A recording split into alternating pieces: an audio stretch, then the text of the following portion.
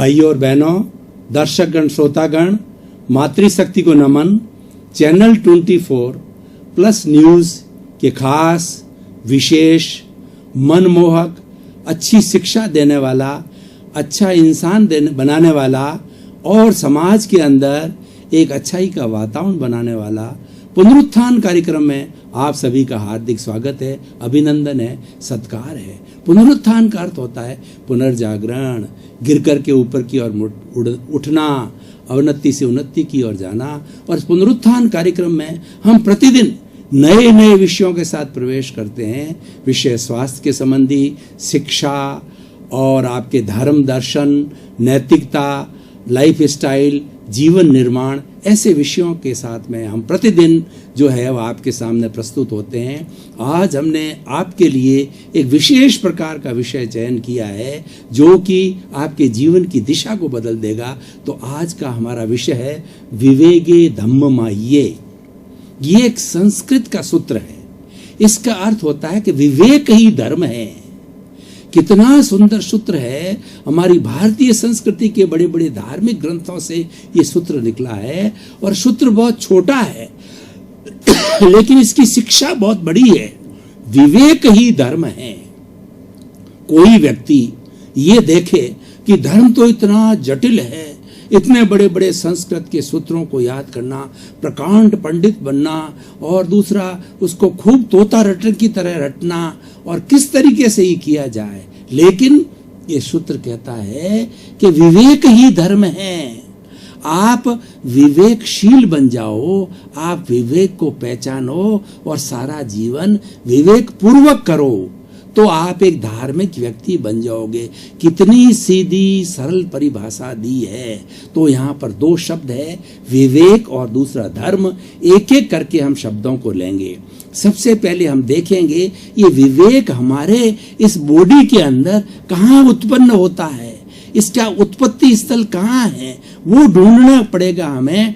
उस स्थान पे हमें जाना पड़ेगा और वहां पे विवेक की प्राप्ति करनी पड़ेगी। देखिए, मैं शरीर से चलता हूं। शरीर के साथ में 5 इंद्रियां हैं, स्पर्शन, रसन, घ्राण, चक्षु, श्रोत्राणि इंद्रियानी। ये ज्ञानेंद्रियां हैं, ये कर्मेंद्रियां हैं। ज्ञानेंद्रियां क्या है? स्पर्श, रस, घ्राण, चक्षु और श्रोत। इन 5 इंद्रियों के 23 विषय हैं और बाहरी जगत में हम संपर्क करना चाहते हैं, बाहरी जगत से जुड़ना चाहते हैं, परिवार से, समाज से, देश से, राष्ट्र से, विश्व से जुड़ना चाहते हैं। तो उसके लिए हम 5 इंद्रियों से ज्ञान प्राप्त करना जरूरी हो जाता है। इंद्रियां के बाद में है मन। मन एक मैनेजर है। मन 2 तरह के कार्य करता है। एक तो इंद्रियों के द्वारा जो 23 तरह के विषय दिए जाते हैं उस पर संरचना करता है, उस पर प्लानिंग करता है। और मन के 3 कार्य और हैं।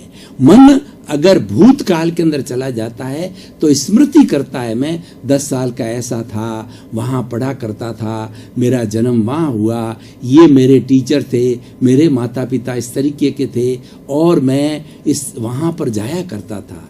ये भूतकाल की स्मृति करना चालू कर देता है। और दूसरा कार्य होता है वर्तमान में। जैसे कि मैं आपको भी प्रवचन देता हूं तो वर्तमान में रहना वास्तविक जो सही जीवन है और उससे ही हमारी उन्नति होती है। To live in the present is the main motto of the life and it is a conclusion of the life and this is called the भावक क्रिया। The person who remains always in the present, he is a right man, he takes the right decision and he can succeed to a very good heights. वर्तमान।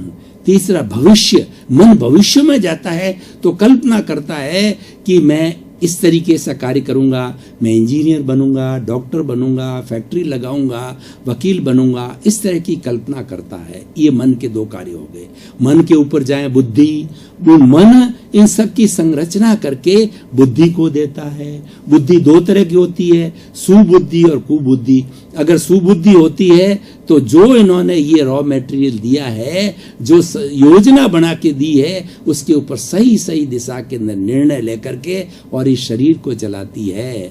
तो ये तो हो गया बुद्धि। बुद्धि के ऊपर होता चित्त।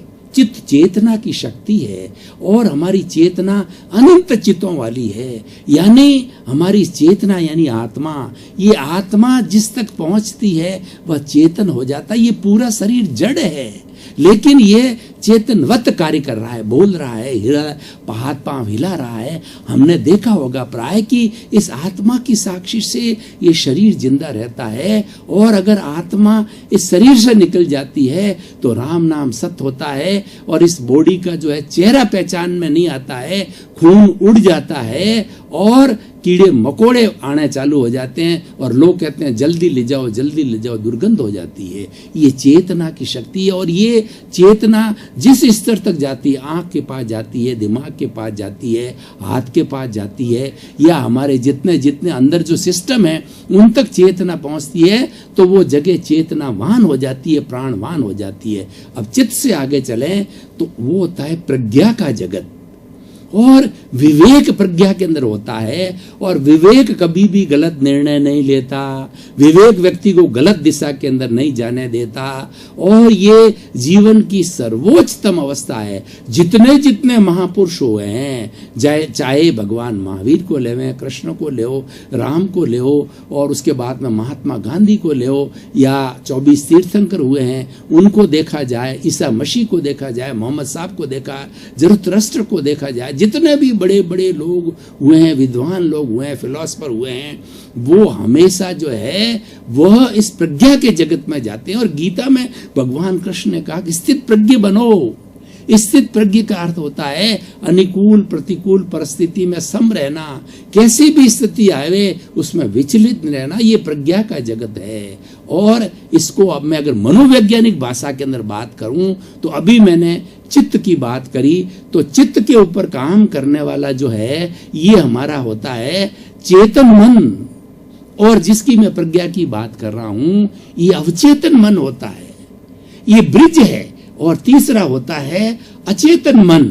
अचेतन मन हमारे जन्म जन्मांतर की जितनी भी दबी हुई इच्छाएं हैं, कर्म हैं, हमने अच्छे किए हैं, पुण्य है, पाप है, सब उसके अंदर कंप्यूटर के फोल्डर में रिकॉर्ड की तरह वो रिकॉर्डेड रहते हैं, कार्बन शरीर के रूप के अंदर रिकॉर्डेड रहते हैं। वो अचेतन मन हो जाता। अचेतन मन और चेतन मन, इन दोनों के बीच में अवचेतन मन है, सब कॉन्शियस माइंड।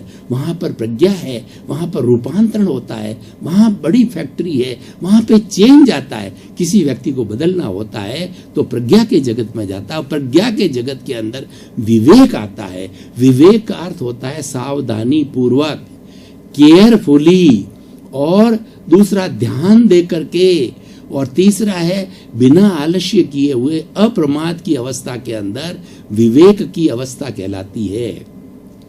ये स्थिति जो है सबकॉन्शियस माइंड में होती है और वहां पे हमको ले जाती है या हम बार बार जाते हैं, वहां से विवेक पैदा होता है और वही हमें अच्छा इंसान बनाना चाहता है। भाई और बहनों, दर्शकगण, श्रोतागण, मैं आपको कुछ उदाहरण के द्वारा इस बात को स्पष्ट करना चाहूंगा कि हमारी पुरानी माताएं, हमारी दादियां, हमारी नानियां, हमारे दादे, हमारे परदादे, वो कितने होशियार होते थे। किसी स्कूल में पढ़ने को नहीं गए, कोई भी उन्होंने विज्ञान की पढ़ाई नहीं की, पर वो इतने बड़े सूझबूझ के धनी होते थे कि हाई कोर्ट, सुप्रीम कोर्ट का चीफ जस्टिस से ज्यादा वो अच्छा निर्णय लेते थे। क्यों? क्योंकि वो प्रज्ञा के जगत में जाते थे। वे विवेके धम्ममाह्ये का पाठ पढ़ते थे, उनकी प्रज्ञा जागृत थी, वो प्रज्ञा चक्षु थे, वो स्थित प्रज्ञ थे और वहीं से उनको शक्ति मिलती थी। और इस प्रज्ञा के जगत में, विवेक के जगत में, इस सबकॉन्शियस माइंड के जगत के अंदर सबसे ज्यादा हमारी जो आत्मा है वो कॉन्सेंट्रेटेड रहती है और वहां बहुत ज्यादा शक्ति मिलती है। तो ये अगर व्यक्ति कुछ, तो देखिए दो चीजें होती है एक तो नैसर्गिक होती है, जन्मजात गॉड गिफ्ट के रूप के अंदर ये गुण लेकर के आ जाता है, तो वह नेचुरल रूप के अंदर बार बार उस स्थिति में चला जाता है और बार बार वैसा निर्णय लेता है। वह बुद्धि के जगत में, शरीर के जगत में नहीं, बुद्धि भटकाती है। बुद्धि क्या करती है? बुद्धि संसार में रखती है, ये अच्छा ये बुरा, किसी पर राग करती है, किसी पर द्वेष करती है, और दूसरा किसी की मान्यताएं बना देती है। ऐसा काम सारा बुद्धि भटकाती है। प्रज्ञा कभी नहीं भटकाती, विवेक कभी नहीं भटकाता, सबकॉन्शियस माइंड कभी नहीं घटाता। This is a pure state of our life, और वहीं सब कुछ रूपांतरण होता है, वहीं से बड़ा व्यक्ति बनता है। तो मैं बात कर रहा था उस विवेक की। अब देखिए, मैं आपको कुछ जो है इसके बारे में, जो हमारी भारतीय संस्कृति के बड़े बड़े धार्मिक ग्रंथ हैं, उनको कोट करना चाहूंगा कि विवेक ये धम्म माई के लिए क्या कहा है। भगवान महावीर ने कहा है, जयंग चरे जयंग चिट्ठे जयंग मासे जयंग सये भोजंतो भासंतो पाव कमंग न बंदई। भगवान महावीर के पास में हजारों की तादाद के अंदर साधु चर्या पालने वाले साधु थे। उन्होंने पूछा, भगवान हम तो मूढ़ हैं, हम किस तरीके से अपना जीवन चर्या को बढ़ावें ताकि हमें कर्मों का बंधन नहीं हो। कर्मों को काटने के लिए, आत्मा की शुद्धि करने के लिए, आत्म रज हटाने के लिए जो कि कर्म कहलाती है, वो साधु बनता है। तो भगवान ने ये कहा, सोते समय, खाते समय, पीते समय, उठते समय, बात करते समय जयना पूर्वक, सावधानी पूर्वक कार्य करो तो तुम्हारे कोई कर्म का बंधन नहीं होगा। मैं आपको उदाहरण के तौर पे बताना चाहता हूं। आप चल रहे हैं, जिसको गमन योग कहा जाता है, तो चलते चलते आप 2-3 फुट नीचे पृथ्वी की तरफ देखते जाते हैं, जमीन की तरफ, तो कितने फायदे हैं। पहले सबसे बड़ा फायदा ये है, कोई जीव जंतु बेचारा भोला भाला निर्दोष आपके पैर के नीचे आकर के दब नहीं जाए, हिंसा नहीं हो जावे, ये सबसे बड़ा कारण है। दूसरा, कोई गुमी हुई वस्तु नीचे गिरी हुई होती है, वह वस्तु जो है वो आपको मिल जाती है। तीसरा ये है कि सामने कोई व्यक्ति इधर उधर से आ गया है तो आप टक्कर नहीं खाएंगे। आप कहीं ऊंचे ऊपर देख रहे हैं, लेफ्ट में देख रहे हैं, राइट में देख रहे हैं, हो सकता है कोई वाहन आ जावे, कोई व्यक्ति आ जावे, कोई 2 व्हीलर आ जावे और आपको जो है चोट पहुंचा दे। ये विवेक हुआ, ये गमन योग का विवेक हुआ। अब मैं छोटे छोटे विवेक जो कि बहुत ही अच्छे विवेक हैं और हमें ध्यान से रखना चाहिए, वो मैं बताना चाहता हूं। देखिए कि इलेक्ट्रिसिटी जीवन के लिए कितनी जरूरी है।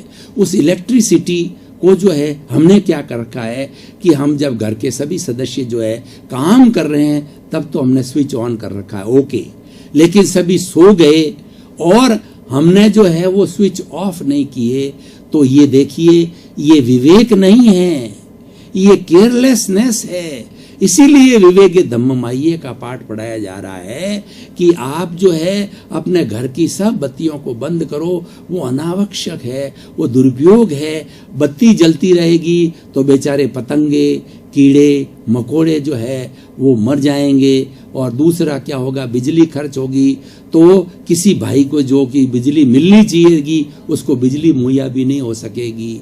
तो इस तरीके से विवेक हो गया।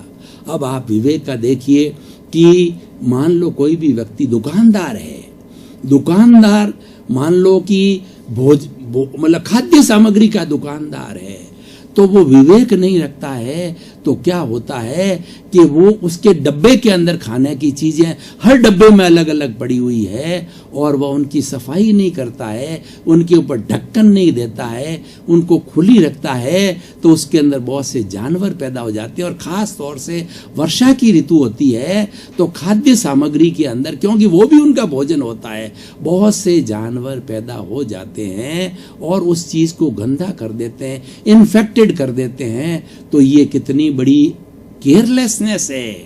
और उस केयरलेसनेस को हटाने के लिए ही विवेक हमारे बीच में आता है।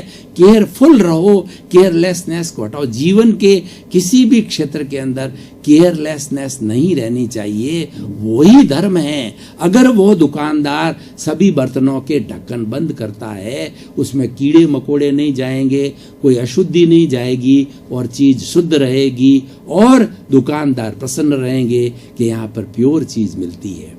अब थोड़ा सा और आगे बढ़ते हैं।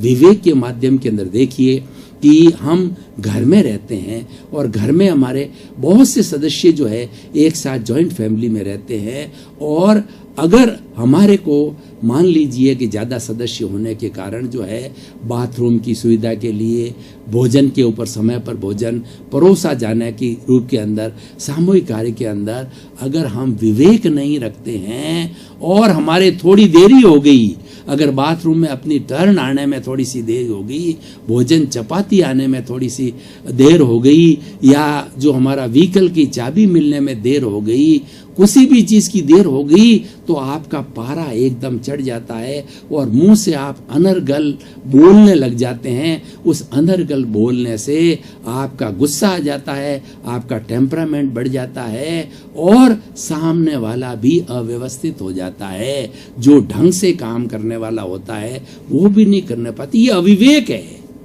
ये केयरलेसनेस है। तो जीवन के हर क्षेत्र के अंदर केयरलेसनेस रखनी चाहिए। और केयर जो फुल वाला व्यक्ति पेशेंस रखेगा, समता भाव रखेगा कि वह मन से, वचन से, काया से, मन से जो चिंतन करेगा पॉजिटिव चिंतन करेगा, वचन से जो बोलेगा ऐसा नहीं बोलेगा किसी को तकलीफ भरी प्रश्न हो जाए, तकलीफ भरी बात पहुंच जाए तो मीठी भाषा बोलेगा, अच्छी भाषा बोलेगा। और काया मतलब है किसी भी जानवर को जो है वो उसको बेचारों को पैर से दबा देना, या किसी को घर के किसी सदस्य को जो है वो गुस्से में आकर के थप्पड़ मार देना, या कोई चीज को गुस्से में आकर के तोड़ देना, ये सारी बातों से बचत हो जाएगी।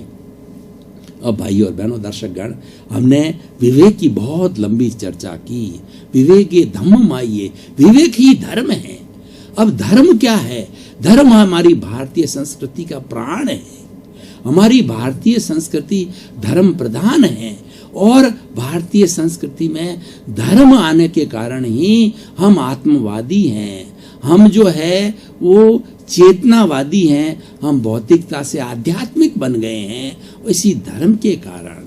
तो धर्म क्या करता है कि धर्म हमारे में वर्च्यूज पैदा करता है, मेरिट्स पैदा करता है, अच्छाइयाँ पैदा करता है। आप एक सूची बनाइए अच्छाई और बुराइयों की। झूठ बोलना बुराई, और दूसरा झगड़ा करना बुराई, शराब पीना बुराई, और उसके बाद में किसी को गाली देना बुराई, और सूर्योदय के बाद भी सोते रहना बुराई, देर रात तक जो कार्य करना बुराई। ये बुराई की बात हो गई। तो ये अधर्म है, ये पाप है।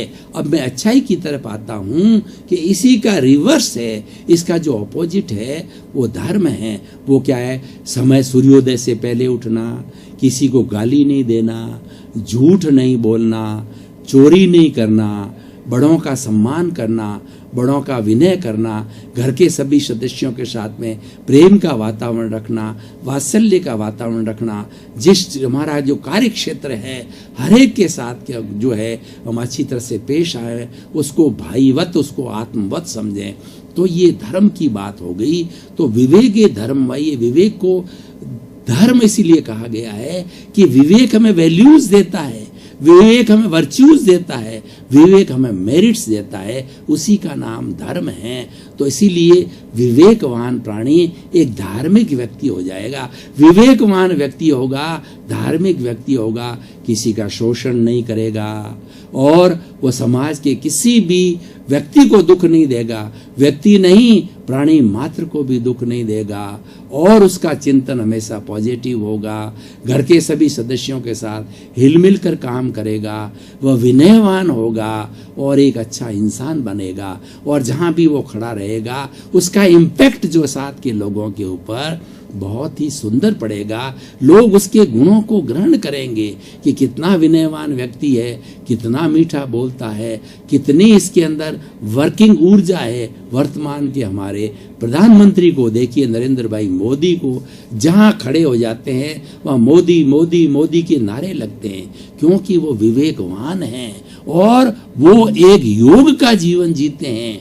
वो जनता की भलाई के लिए काम करते हैं, उनके पास में विजन है, उनके दिमाग में 24 आवर्स जनता की भलाई का ही कार्य चलता है। किस तरीके से हमारा देश का विकास हो और विश्व के अंदर हमारा देश जो है धर्म गुरु कहलाता था, पुनः धर्म गुरु जो कैसे बने, और उन्होंने बनाया है। उन्होंने अभी जो 21 जून को प्रतिवर्ष जो योग दिवस के रूप में वो जो अंतर्राष्ट्रीय योग दिवस मनाया जाता है, इस बात का प्रतीक है कि उन्होंने भारत की साख को बहुत ऊंचा किया। तो बंधुओं, ऐसा विवेकवान व्यक्ति वो धार्मिक विवेकी होगा। अब इसको मैं आज के सिनेरियोस के साथ में जोड़ करके और कंक्लूजन पे आऊंगा। हमारा जो पुनरुत्थान कार्यक्रम है ये विषय का विश्लेषण करता है, और विषय के विश्लेषण के बाद के अंदर इसको वर्तमान का क्या वातावरण है, वर्तमान में इसकी क्या प्रासंगिकता है, क्या रिलीवेंस है और क्या हमारी कमियां हैं, क्या मेरिट्स है, डीमेरिट्स है, उसकी हम जानकारी करते हैं। और कंक्लूजन के अंदर हम सुझाव देते हैं कि हमारे इस एपिसोड के माध्यम से हम किस तरीके से अपने जीवन को अच्छा बना सकते हैं। व्यक्ति अच्छा बन सकता है, समाज अच्छा बन सकता है, देश अच्छा बन सकता है, विश्व अच्छा बन सकता है, वसुधैव कुटुंबकम की जो धारणा है वो साकार हो सकती है। दर्शकगण, श्रोतागण, आपका बहुत बहुत धन्यवाद। आप प्रतिदिन बहुत ही अच्छी संख्या के अंदर पुनरुत्थान कार्यक्रम को देखते हैं। ये इस बात का परिचायक है कि पुनरुत्थान कार्यक्रम में आपको इंटरेस्ट आ रहा है, क्योंकि पुनरुत्थान कार्यक्रम जितने कार्यक्रम देता है, प्रतिदिन नए नए प्रैक्टिकल कार्यक्रम देता है जो कि हमारे जीवन से जुड़े हुए होते हैं, हमारी लाइफ स्टाइल से जुड़े हुए होते हैं। तो सर्वे भवन्तु सुखिनः, सर्वे भवन्तु निरामया। संसार के सभी जीव सुख से रहें, आनंद से रहें, शांति से रहें, सबको मोक्ष मिले। आपके प्रति मंगल भावना, शुभकामना।